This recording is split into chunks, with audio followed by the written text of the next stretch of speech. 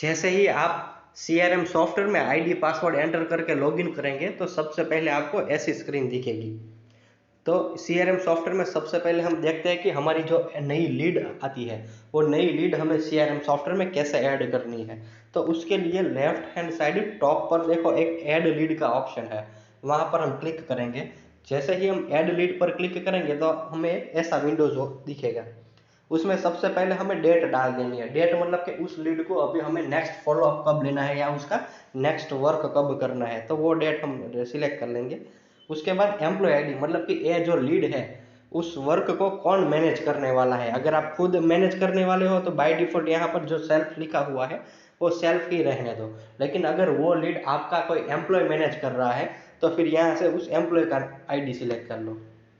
उससे क्या होगा, अगर सेल्फ रखोगे तो वो लीड खाली आप देख पाओगे, आपके एम्प्लॉय नहीं देख पाएगा। अगर आप एम्प्लॉय का नाम सिलेक्ट करोगे तो ओनली वही वाला एम्प्लॉय वो लीड देख पाएगा और एक उस लीड का स्टेटस आप देख पाओगे। उसके बाद कस्टमर का नाम नीचे डाल देते हैं।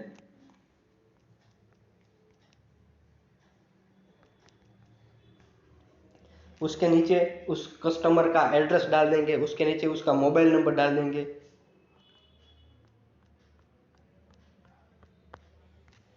उसके नीचे उसका ईमेल आईडी डाल देंगे।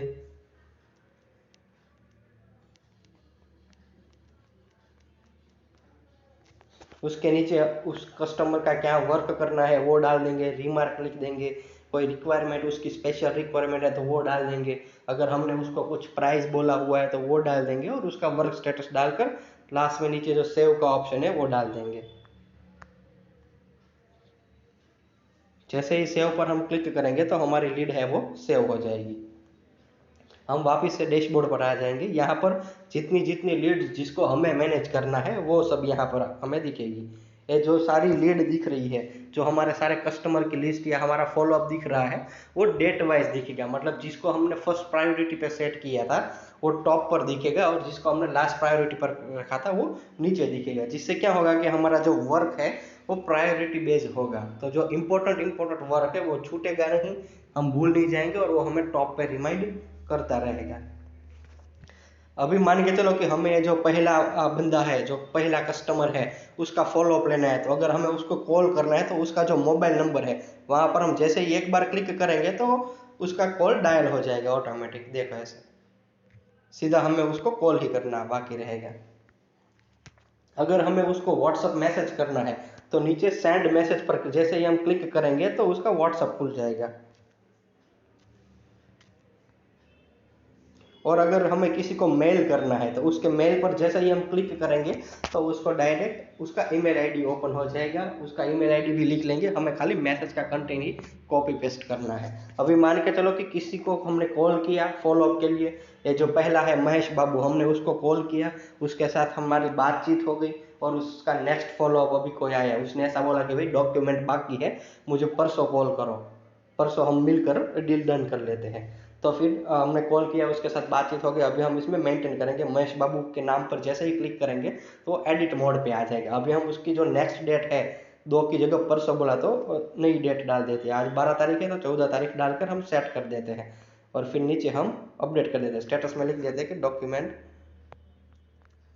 रेडी हो जाएगा और फिर कर दिया हमने अपडेट।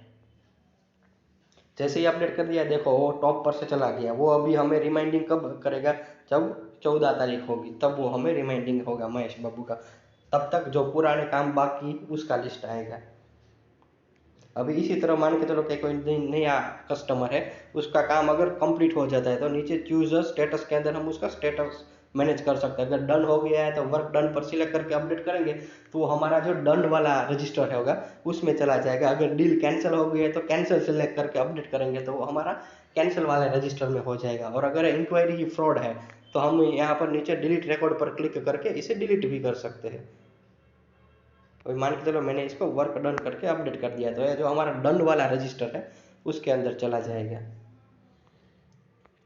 तो अभी 14 तारीख को मान के चलो कि अभी महेश बाबू को कॉल करने की डेट आ गई तो हम इसमें देख पाएंगे स्टेटस के अंदर कि भाई डॉक्यूमेंट रेडी हो जाएगा। मतलब कि उसने बोला था कि 14 तारीख तक डॉक्यूमेंट रेडी हो जाएगा, तो सीधा हम उसको कॉल करके हमारा कंफर्मेशन ही ले सकते हैं कि भाई क्या हुआ क्या नहीं हुआ सब।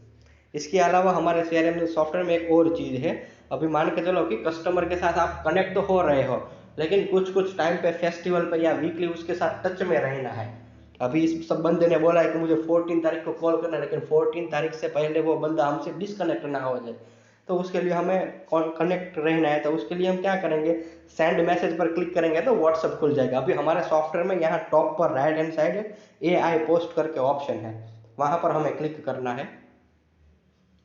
जैसे ही AI पोस्ट पर क्लिक करेंगे तो जो करंट फेस्टिवल चलते होंगे उसका लिस्ट आएगा, और जो करंट मंथ होगा उसका लिस्ट आएगा। अभी मान के चलो कि मैं अक्टूबर पर क्लिक करता हूँ, सपोज आज 1 अक्टूबर है, तो मैंने जैसे ही 1 अक्टूबर पर क्लिक करके क्रिएट डिजाइन पर क्लिक करूंगा, तो यहाँ पर देखो एक पोस्ट डिजाइन हो जाएगी, जिसमें टॉप पर मेरा कंपनी का लोगो नाम आ जाएगा, नीचे एड्रेस आ जाएगा, सब कॉन्टेक्ट डिटेल आ जाएगा, और यहाँ डाउनलोड डिजाइन का ऑप्शन आ जाएगा। मतलब क्या होगा कि डेली आपकी एक पोस्ट CRM सॉफ्टवेयर में ही डिजाइन हो जाएगी, जिसमें आपकी कंपनी का नाम, लोगो और आप अदर डिटेल्स होगी। अभी ये वाली इमेज आपको क्या करना है, यही वाली सेम इमेज आपको सेंड व्हाट्सएप मैसेज पर क्लिक करके उसे व्हाट्सएप में मैसेज पोस्ट शेयर कर देना है, जिससे क्या होगा कि कस्टमर के साथ हम पर्सनल रिलेशन में टच रहेंगे, जिससे कस्टमर का आपके साथ ट्रस्ट बढ़ेगा। अगर ट्रस्ट बढ़ेगा तो वो आपको आपके साथ नई नई डील करता रहेगा।